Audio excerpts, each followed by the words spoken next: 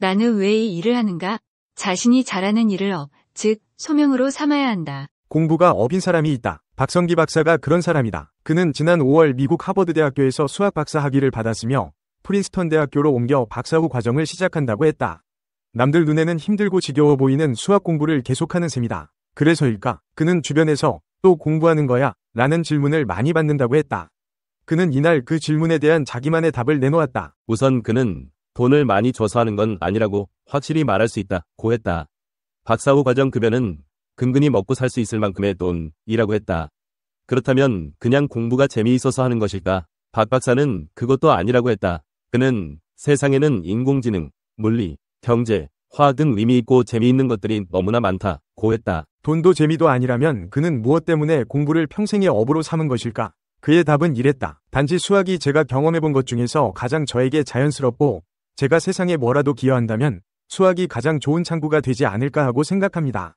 다른 재미있는 분야들은 제가 수학보다 잘하지 못했던 것 같습니다. 우리는 삶의 많은 시간을 일하며 보낸다. 그러나 얼마나 많은 사람들이 왜 이 일을 하는가? 라는 질문에 진정으로 답할 수 있을까? 박성기 박사의 이야기는 우리에게 이 질문의 중요성을 다시 한번 상기시킨다. 그는 돈이나 재미가 아닌 자신이 가장 잘하고 세상에 기여할 수 있는 수학을 평생의 업으로 선택했다. 이는 우리에게 삶의 목표와 의미를 찾는 과정에서 잘하는 일이 얼마나 중요한지를 보여주는 사례이다. 열정은 중요하다. 하지만 열정만으로는 성공을 보장할 수 없다. 열정만으로는 충분하지 않다. 흔히 우리는 열정을 따르라고 조언받지만 열정만으로 잘하지 못하는 일을 선택하는 것은 어리석은 짓이다. 못하는 일에서 성과를 내기란 너무나 어렵고 성과가 없으면 열정은 빠르게 식어버린다. 더욱이 생계를 유지하기도 힘들어질 수 있다. 반면 잘하는 일은 다르다. 잘하는 일은 상대적으로 쉽게 성취감을 얻을 수 있게 해주며 이 성취감은 열정을 유지하고 더 큰 목표를 향해 나아가는 원동력이 된다. 또한 잘하는 일을 통해 세상에 기여하면서 삶의 의미와 보람을 찾을 수 있다.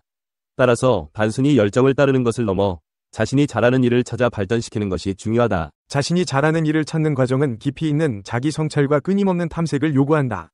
자신의 강점, 약점, 흥미, 가치관 등을 면밀히 분석하고 과거 경험을 돌아보며 어떤 일을 할 때 가장 즐거웠고 성취감을 느꼈는지 파악해야 한다.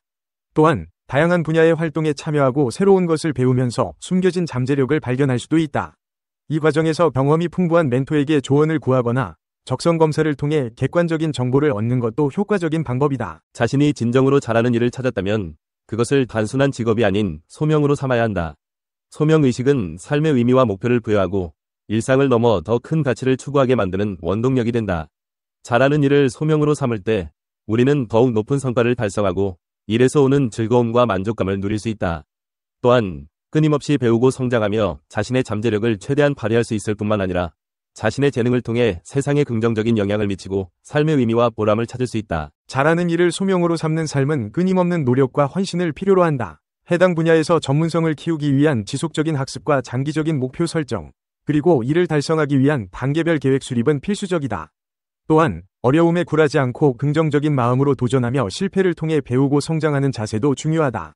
같은 분야의 사람들과 교류하고 협력하며 서로에게 영감을 주고받는 네트워킹을 통해 시야를 넓히고 발전의 기회를 얻을 수 있다. 무엇보다 잘하는 일을 통해 사회에 기여하고 더 나은 세상을 만들기 위한 사회적 책임을 다해야 한다. 우리 모두는 각자 잘하는 일이 있다. 중요한 것은 그것을 찾아내고 발전시켜 삶의 의미와 성공을 위한 도구로 만드는 것이다. 잘하는 일을 소명으로 삼는 삶은 돈이나 명예를 좇는 삶보다 훨씬 더 큰 만족감과 행복을 가져다 줄 것이다. 자신이 잘하는 일을 통해 세상에 기여하고 삶의 주인이 되는 삶을 살아가자. 이 세상은 거대한 혼돈에 휩싸여 있다. 거의 모든 사람들이 살기 위해 일을 한다. 말 그대로 모든 사람들이 생존하기 위해 고군분투하고 있다. 나는 옳은 길을 가고 있는 것일까? 사람들은 후세 사람들에게 자신들이 했던 것과 똑같은 무의미한 행동 패턴을 가르칠 것이다. 마치 고통 뒤에 엄청난 이익이 따라오는 것처럼 열심히 일하는 것이 미덕이라고 주장할 것이다. 불행히도 이러한 사람들은 자신의 삶 속에 특별한 소명이 존재한다는 사실을 믿지 않는다. 뿐만 아니라 그것을 찾으려는 생각도, 더 나아가 그것을 완성하려는 꿈도 꾸지 않는다. 인생의 소명을 발견하라. 행복에 이르는 지름길이다. 소명이란 단순히 어떤 사람의 활동을 의미하는 직업이나 일을 뜻하는 것이 아니다. 그것은 피상적인 정의에 불과하다. 소명이란 한 개인의 가장 큰 목적을 말한다. 누구나 인생에 있어 이러한 목적 내지는 소명을 가지고 있다. 그리고 그것을 실현시킬 수 있는 충분한 재능을 부여받았다. 소명의 가치는 두 가지 측면으로 확인할 수 있다. 먼저 소명은 한 개인이 이룰 수 있는 최고의 성장과 성공, 그리고 행복에 이르는 수단이다. 둘째로, 소명은 개인이 사회에 최대한 공헌할 수 있는 수단이다. 무엇보다 소명에는 게으른 종족들이 신봉하는 한 가지 특징이 포함되어 있는데 그것은 바로 소명이야말로 행복을 추구하는 가장 쉬운 방법이라는 점이다. 최고의 결과를 선사해주는 가장 쉬운 길, 이보다 더 완벽할 수 있을까? 자신의 소명을 발견하는 법은 무엇일까? 그렇다면 우리 인생에 있어 소명이란 과연 무엇인지, 그리고 어떻게 그것을 알 수 있을까? 최고의 행복을 추구하라. 지금 행복하다면 옳은 길을 가고 있다고 확신해도 좋다. 그러나 행복하지 못하다면 지금 당장 다른 길을 찾아보아야 한다. 미국의 작곡가인 아론 코플런드는 소명에 관해 이렇게 말했다. 음악에 발을 들여놓게 된 것은 본능에 따른 것이었다. 나는 어떤 것도 선택하지 않았으며 오히려 선택을 받았다. 나는 수학자, 악기 연주자, 교사 가운데 장차 무엇이 될까 고민하지 않았다. 아니, 한 번도 그런 생각이 들지 않았다. 소명의 가치에 관해 영국 철학자인 존 러스키는 이렇게 말했다. 만족스러운 일을 하는 사람들은 마치 싱싱한 꽃에서 형형색색의 꽃잎이 생겨나듯 일에서 기쁨을 얻는다. 감정은 기복이 없고 진지하고 영원하며 마치 힘차게 뛰는 맥박이 육체의 생명을 불어넣듯이 영혼의 생기를 불어넣어준다. 소명의 목적에 관해 미국의 작가인 워싱턴 어빙은 이렇게 말했다. 위대한 사람은 목적을 갖고 있고 그렇지 않은 사람은 희망을 갖고 있다. 그렇다. 소명은 자신의 가장 소중한 보물이다. 소명이란 직업이나 일처럼 단순히 우리가 하는 일을 의미하지 않는다. 소명이란 우리가 누구인지를 보여주는 것이다. 다시 말해 우리의 본성이다. 소명은 우리가 가장 되고 싶어 하는 사람으로 만들어주는 활동이다. 소명을 실천하는 동안 우리의 영향력과 힘은 늘어나고 계속해서 영감을 주고받는 과정이 반복된다. 또한 그날그날의 모든 도전들을 철저히 즐기게 된다. 다시 말해 우주의 가장 고귀한 목적을 위해 최선을 다하게 되는 것이다. 당신이 지금 옳은 길을 가고 있다면 이를 통해 기쁨을 얻는다. 자연스럽고 안락하며 편안한 느낌이 든다. 만약 그런 느낌이 들지 않는다면 일반적으로 당신이 뛰어난 능력을 발휘하는 부분은 어디인가? 일들이 순조롭게 진행되는 부분은 어디인가? 열정을 느끼는 분야는 어디인가? 행운을 잡은 것처럼 보이는 경우는 언제인가? 당신의 활동은 당신에게 중요한 의미를 지니고 있어야 한다. 당신의 삶의 의미를 실어주어야 한다. 사명감을 느낄 수 있게 해야 한다. 만약 그렇지 않다면 즐거운 마음으로 당신 자신을 온전히 바칠 수 있는 것은 무엇인가?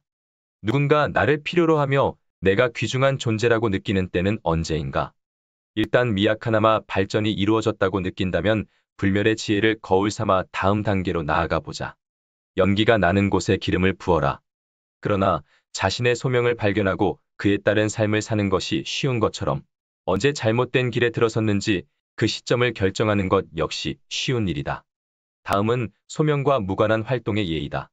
고통스러운 작업, 숨 막힐 정도로 지겨운 일, 품위를 손상시키는 의식, 단조롭고 지루하고 불쾌한 일상사, 보람없고 흥미없고 고무적이지 못하며 재미없는 노동, 지치게 만들고 긴장시키며 지겨운 일, 인내가 필요한 힘든 상황들, 무의미한 훈련, 하고 싶은 마음이 내키지 않은 일 하기, 성공하기 위해 반드시 해야 한다고 생각되는 일 등등이다. 유감스럽게도 대부분의 사람들은 자신의 소명을 발견하지 못한다. 그들은 열심히 일하는 것과 다른 사람들이 할 필요가 있다고 생각하는 것을 실천하는 일에 너무도 몰두한 나머지 잠시 하던 일을 멈추고 보다 더 큰 보람을 느낄 수 있는 대안이 있다는 생각을 하지 못한다. 대신 그들은 돈을 쫓게 되며 그러한 생활은 단조롭고 고된 일과 좌절과 제한된 자기 실험을 강요한다. 그러나 우리가 원하는 모든 것은 너무도 쉽게 얻을 수 있다는 점에서 아쉬울 따름이다. 만약 그들이 행복을 쫓았더라면 자신들의 놀라운 능력을 펼쳐 보이고 인류 전체에 엄청난 기여를 했을 것이고 힘들이지 않고 당당하게 성공했을 것이며 다시는 일을 하지 않았을 것이다. 이 글을 쓰는 나는 실제로 평생 동안 단 한 번도 일을 한 적이 없다. 한 개인의 소명은 자신만의 것으로 결코 다른 누구의 것이 될 수 없다. 다른 사람의 소명에 영향을 받을 수 있지만 다른 사람의 삶을 살려고 해서는 안 된다. 주방장이 되어야 하는데 화가가 되려고 해서는 안 된다는 말이다. 우리가 소명을 발견하고 그것을 따르는 삶을 살아야 한다는 것을 보여주는 또 다른 증거가 있다. 인생에 목적이 없는 사람들은 그렇지 않은 사람들에 비해 더 빨리 늙는다는 연구 결과가 바로 그것이다. 노화 속도를 늦추어주는 가장 중요한 요소는 다름 아닌 기쁨이라는 사실도 같은 연구에서 밝혀졌다. 지금 행복하다면 젊음을 유지하고 있는 것이며 마찬가지로 인생의 목적을 가지고 있다면 장수할 수 있다. 우리는 이제 소명을 발견하는 것이 경제적으로 행복한 생활을 선사해 준다는 것을 알게 되었다. 무엇보다 우리가 목적이 있는 행복한 삶을 살고 있다면 그러한 성공의 결실을 더 오래 누릴 수 있을 것이다. 과학자들은 두뇌에서 자연적으로 엔도르핀이라는 신경 전달 물질이 분비된다는 사실을 발견했다. 엔도르핀은 고통을 없애주고 기분을 좋게 만들어준다는 점에 있어 모르핀과 유사하다. 하지만 엔도르핀은 모르핀과 비교하여 30배 내지 50배 정도의 막강한 효력을 나타내며 우리가 올바르게 생각하고 행동할 때 체내에서 대량으로 생산되는 특징을 가지고 있다. 이 점에 대해 잠시 생각해보자. 우리가 올바른 일을 행하면 두뇌에서는 그에 대한 보상으로 행복을 느끼게 하는 엔돌핀이 자동으로 분비된다. 이처럼 우리는 생물학적으로 행복을 추구하도록 프로그래머되어 있다. 그렇다. 우리는 만물을 예찬하기 위해 태어났으며 목적이 있는 행복한 삶을 사는 것만이 우리의 소임을 다하는 길이다.